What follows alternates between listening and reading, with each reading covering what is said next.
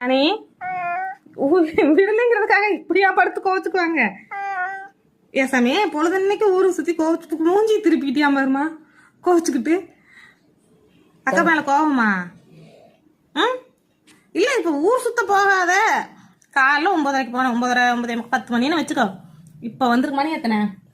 மணி 7:45. இப்ப வந்திருக்கிற சோறு தண்ணி இல்லாம ஓன் கிடக்குற, வீட்டோட இரு கொஞ்ச நேரம் அப்படின்னா தப்பா?